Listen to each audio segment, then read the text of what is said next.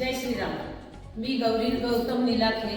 आज आम्ही खेळाडू ग्रुप आम्ही सगळ्या महिला एकत्र आलेलो आहोत। 2022 साली 22 जानेवारी 22 साली जे राम मंदिराची प्राणप्रतिष्ठापना प्रभू रामचंद्रांची झाली, हा 500 वर्षाचा प्रदीर्घ लढा आणि प्रतीक्षेनंतर प्रभू आपल्या जन्मभूमीत पुन्हा अवतरित झालेले आहेत। आणि आता 25 नोव्हेंबर 2025 रोजी अयोध्येच्या राम मंदिरावर धर्मध्वज उभा केला आहे। आदरणीय प्रधानमंत्री मोदीजींच्या हस्ते ध्वजारोहण झालेलं आहे आणि आम्हा सगळ्यांना त्या गोष्टीचा इतका प्रचंड आनंद झालेला आहे।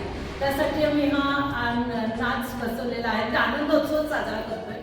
हे एक। आणि दुसरी गोष्ट की या ध्वजाचं महात्म्य असं आहे की हा केशरी रंग जो आहे हा धर्म, त्याग आणि आपलं एकत्रीकरण या सगळ्याचं प्रतीक आहे।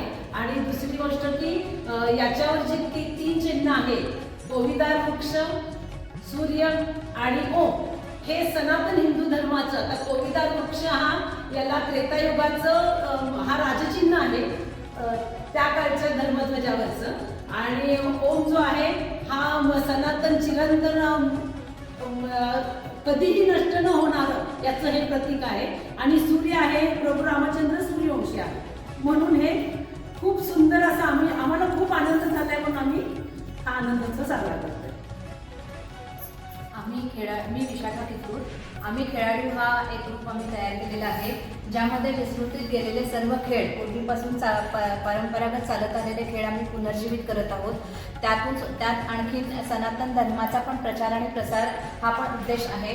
आणि आज आम्ही हा जो डान्स केलेला आहे, परवा जो ध्वज लागला त्याचा आम्ही आनंदोत्सव आज साजरा केलेला आहे। आम्ही अतिशय आनंदित झालेलो आहोत आणि असेच आम्ही वेगवेगळे कार्यक्रम करत राहणार आहोत। जय हिंद, जय महाराष्ट्र। जय